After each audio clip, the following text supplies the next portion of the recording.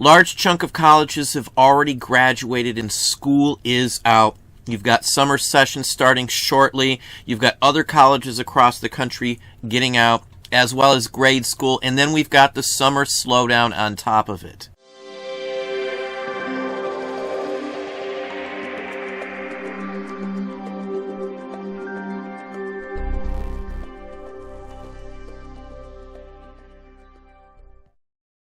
Hey, it's Don. Today I wanted to talk just a little bit about the summer slowdown. Now, this doesn't just go for eBay. You can have a slowdown on Amazon and Etsy as well, which are some of the key platforms most of you are probably using. There's not going to be a huge fix for it this year with all the other stuff going on, in my personal opinion. Our sales are down a little bit. We've done some things to compensate for that. We've increased sales percentages and things like that. I don't do promoted, but there may be a need to do it in some certain categories. In vintage and collectibles, I personally don't recommend it. Going forward into the summer, we're not going to change anything other than the types of things that we list. Obviously, I wouldn't list things that were directly related to winter months unless it's, say, collectible Christmas or Halloween or something like that. I would tie and stick to what's hot, what's selling quickly, and go with that. If you're first time into a summer slowdown, this might be a make it or break it type of situation for some of you. You've got to knuckle down. You're going to have to invest some extra time to get more stuff going and to rehash, rework some of your listings to get them to pop. The right word, the right keyword in a title, SEO in the title can help that item sell. Missing one single word in a listing can crush it. Having it in the wrong category can crush it as well in some cases. By the way, eBay pushes searches to only specific categories for some items. So you got to watch out for that. Another thing I would recommend, and we started to put them in heavily, we're paying people right now to fill in some of the item specifics. With some of the items we have, they can't be put in bulk. They have to be gone through the title. You have to look if something's used or unused. You've got to look at quite a few different things in each item. So they've got to be done line by line, and we have almost 6,000 still to do. We've knocked off another 1,000 or so in the last week. I do feel that putting those all in right now, maybe a year ago wouldn't be the case, but right now the way eBay's changed everything up, I do feel that the item specifics are needed. Your listings may be ghosted for those specific reasons, even if they're only recommended.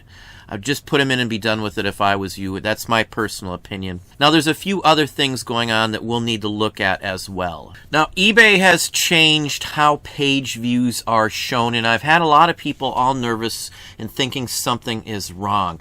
eBay is now going to run a 30-day revolving schedule on your page views. So basically, let's slide down here. So basically, there will only be 30 days worth up. You can look at some more information by clicking on your page view counts if there's more information tied to it.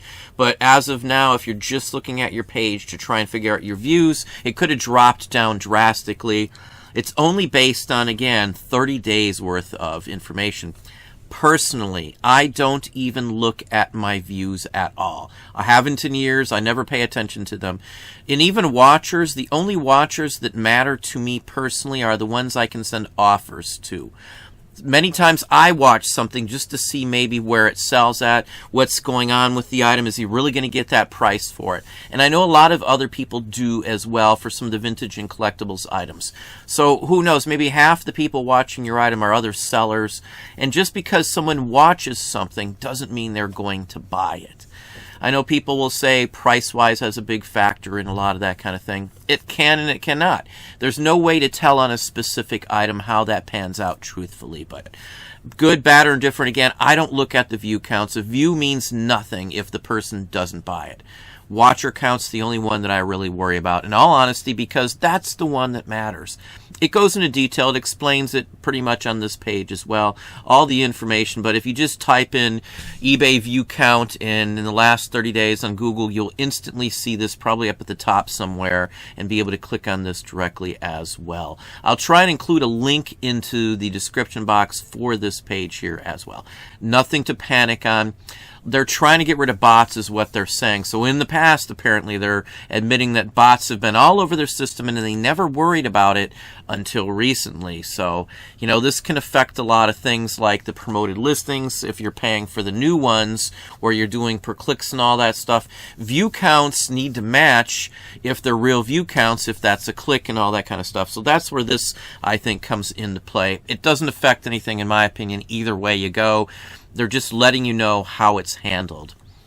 Now, the other problem here going on for summer is in July, they're looking to do another rate hike. And not only that, the Postmaster General says to get ready for uncomfortable postage rate increases in the next coming years.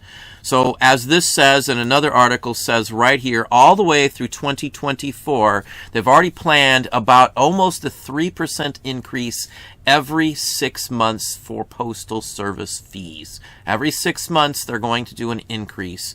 They want to supposedly keep it up with inflation. Inflation's running 5.23 or some odd percent is what one of these articles is stating in here.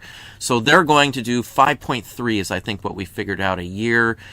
Next 3 years. So this year they've already have one in. They got another one planned for July. There should be another one in December. And then next year, same thing, July, December, all the way through 2024, which would be a total of 6 increases in 3 years, which would put it about 18% more than we're paying right this second.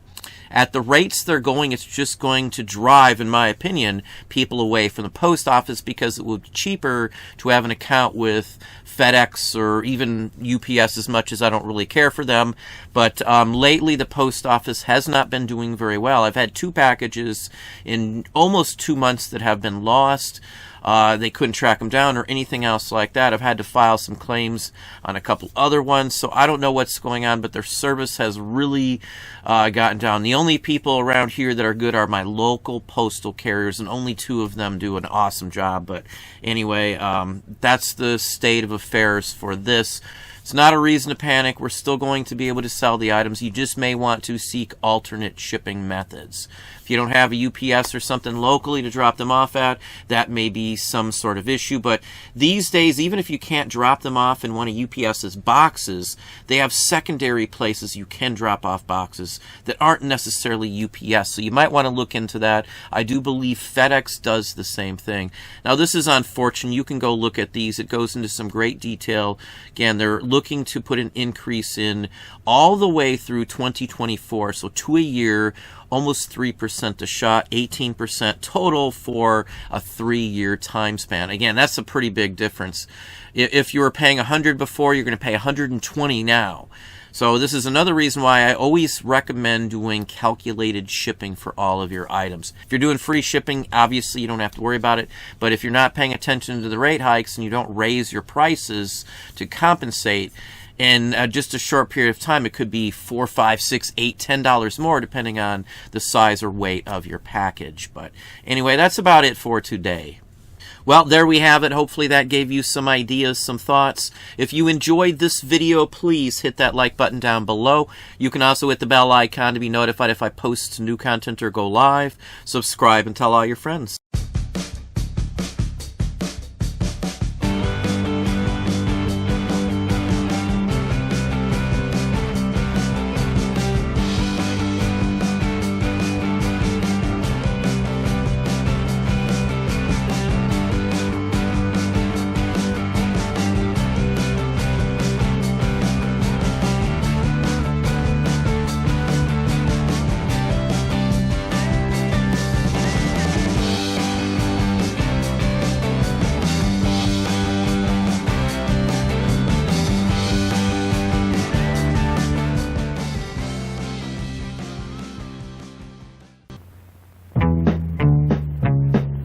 Looking for good flavor in sugarless gum. We're looking for a new kind of sugarless gum that's carefree. A good tasting sugarless gum that's carefree. If you want a sugarless gum to carefree, carefree is sugarless, sugarless is carefree. You know about sugarless gum to carefree, carefree is sugarless. Sugarless is carefree. For you and people who care. That's Carefree. Peppermint, spearmint, cinnamon fruit. That's Carefree. We found good flavor in sugarless gum with Carefree. Chew Carefree. It's sugarless. Chew Carefree. It's good. Chew the sugarless gum that really tastes good. Do Carefree from Beechnut.